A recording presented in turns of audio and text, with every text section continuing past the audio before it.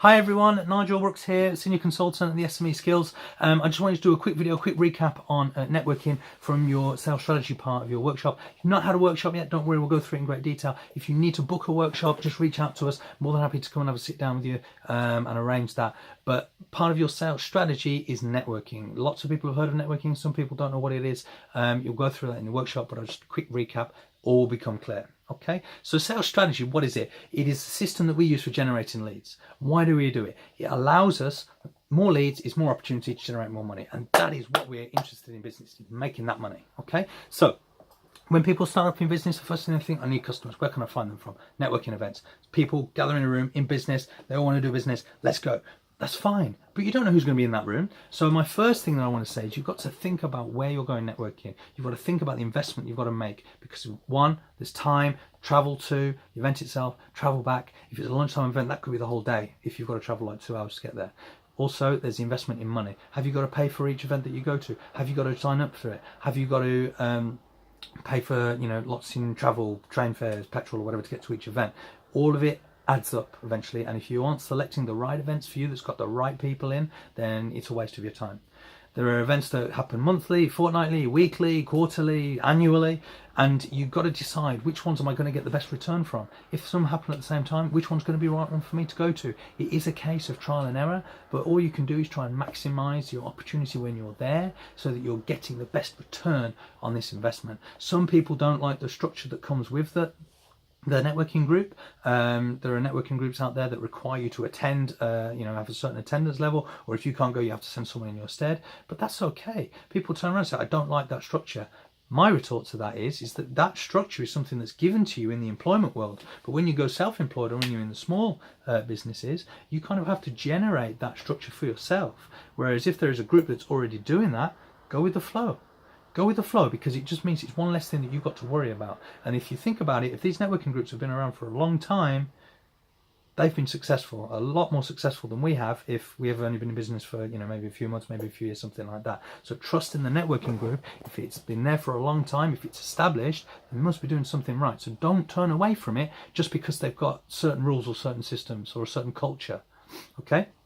But anyway, networking event itself, what can we do? What are you trying to do at a networking event? Are you trying to sell to people in the room? Or are you trying to get access to their network and maybe sell to them at a later date? Because that is far more powerful. If you're trying to access the network they've got, you've got a network of about 200 people as an average. If they've got a network of 200 people, that's 200 times 200 people that you can access if you communicate your value correctly. And networking allows you to practice, iron out, hone your elevator pitch. If there's 30 people in a networking group, you in theory could do 30 different elevator pitches to try and figure out the best way of hooking people's attention and focusing on you. Because that's what an elevator pitch is designed to do, is to make you stand out from the crowd. Networking allows you to demonstrate the energy that you've got for your product.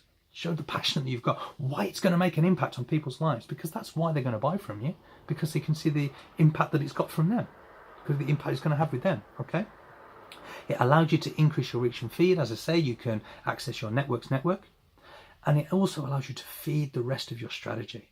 I go to networking, not necessarily to get deals from the people in the room, but so that I can invite them to another event that I'm going to, a hosted event that I've put on. Because if they come to that, they're instantly interested in what I've got to say, not because they've gone to a networking event because there's a networking event there. Yeah, so they're already a warmer prospect when I follow them up later because they've come to see me and me directly. Whereas in a networking event, they've just gone to chat with someone. And you've also got loads of other people that are also fighting for their business cards. Okay, so my 5 quick golden tips that I want to give you for networking. Okay, you're looking at each networking event you go to, you're looking to get the golden 3. You're looking for 3 business cards. Okay, and each one of those business cards, they've got to have a need, they've got to have a budget, and you've got to like them. Yeah, it comes back to that idea of know, like, and trust. People aren't going to buy from you unless they know you, unless they like you, unless they trust you. So that's what we're looking for. 3 business cards from one event: need, budget, like. Okay, you've got to take the energy. Bring the energy with you. If you go to that room, I've been to networking before and they've been flat and it's been useless. And I've walked in and I've just gone, hey, this is what I'm here for, guys. This is what I want to talk to you about. I want to talk to you about dominating your market, transforming your profits, maximizing your sales. And people have gravitated towards me because I've brought a level of energy with me that didn't exist before. That's what you've got to do. If you're showing people the energy and the passion you've got for your product, you're much more likely to reach a buying point sooner than if it's really mundane, slow, boring. Yeah, makes sense? Take the energy, smile, be presentable, engage with people, focus on them, make eye contact. Yeah, you've got to think about the windows. Yeah, this is my third golden tip for you guys. Think about the windows in your sales process. Are you trying to sell to someone there and then, or are you trying to get them in a room in a personalized setting where you can go, hey, this is the value that I've got to show you. Couldn't tell you about it before because there was like, you know, that the guy who was trying to come get a business card off you and get out of it. I want to get you in the room so I can show you privately the value that I've got to give, how I am going to make your life better. Yeah, that's important. So think about the windows. And when you get the business card from people, you want to book that next meeting there and then. Write it on their business card. When can we meet you? Next Friday, 10 o'clock in the morning? Brilliant. Write it on the business card because it shows them that you're serious about following up about the next meeting. Okay? We're also looking to feed your strategy.